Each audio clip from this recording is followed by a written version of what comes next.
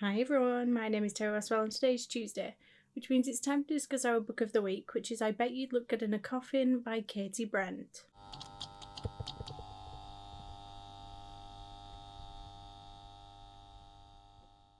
First, this is a spoiler-free section, so if you haven't read this book yet, don't worry about it, it won't be spoiled for you here. There will be some spoiler-related things that I want to discuss, but that'll be later on in the video and you will get plenty of warning. If you'd like to join in on any of the book discussions, send me your thoughts, comments, or even a short video clip of you discussing the book, then I'll list the next upcoming 4 books in the description below. I was delightfully surprised with just how much I enjoyed this book. I went in without huge expectations and came out really enjoying it. I rated it 4.5 stars and I don't know, I just thought it was such a fun, sharp and chaotic read. So I Bet You'd Look Good in a Coffin follows Kitty, who is a wealthy heiress and a serial killer who targets abusive men. She is trying to reform, however she's challenged by a dangerous, misogynistic influencer who threatens her and her loved ones, forcing her to confront her violent past.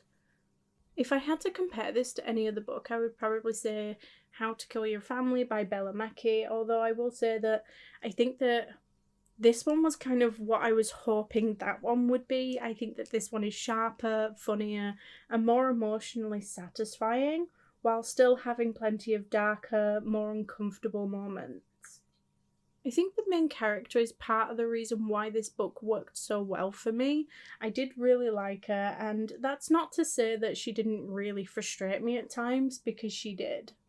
Like, there were moments where I would think, why the hell would you do that? Or where things just felt a little bit odd or strangely written, but overall I do think that she was compelling, entertaining, and very memorable. The book balances dark humour and genuinely serious moments very well. Like, it's funny, but not in a way that undermines the much darker themes. There was also this strong undercurrent of female empowerment running throughout the whole story, which I really enjoyed. And it wasn't like preachy or anything, it was done in a way that just felt very confident in what it was doing, and it really aided the story. The twists were great. I mean, some of them I definitely saw coming, but others genuinely caught me off guard, and I really like that mix because I think that it keeps the story engaging while not feeling too predictable. So, as for the question, would I recommend the book? Yes, absolutely. I think that if you like dark humour, morally grey female leads, messy characters, and a twisty plot, then I think that this one is worth a read. So, will I be reading any more by Katy Brent? Absolutely. In fact, I didn't realise until after I'd already finished this book, but I have already read a book by this author, which was The Murder After the Night Before, which I did also really enjoy.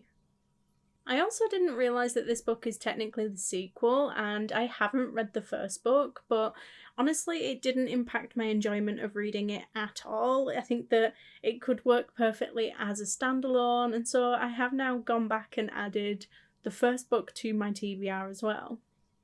So earlier on in the video I said that you would get plenty of warning for any upcoming spoilers. Now this is that moment, so if you haven't read this book yet, I would suggest going and doing that first, because beyond this point there will absolutely be spoilers.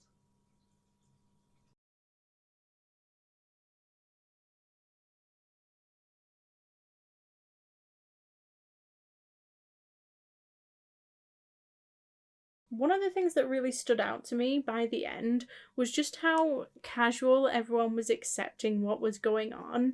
I mean, the fact that everybody, including the mum's new partner, was just unbothered by these murders was honestly quite funny, but in a dark way. That whole pig situation at the end genuinely made me laugh, because it kind of gives the impression that this isn't the first time they've had to do something like this, and I don't know, no one really questions it, no one panics, they just kind of go along with it, and that absurdity worked really well for me.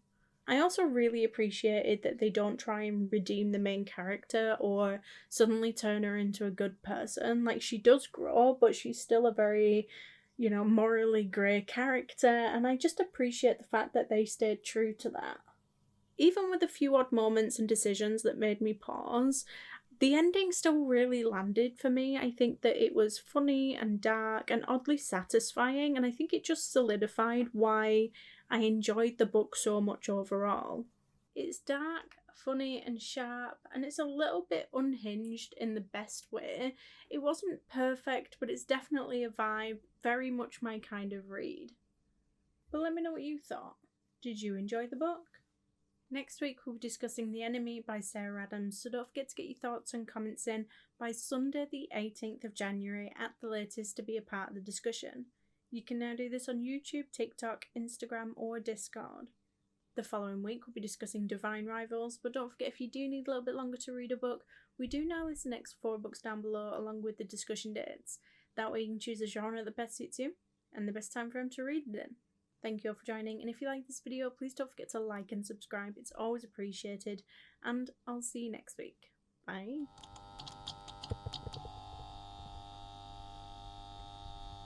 If you like romance, fantasy, or even thriller, basically anything fiction book related, then I suggest you head on over to the channel's intro video, where you can find out more information on how you can take part in this online book club.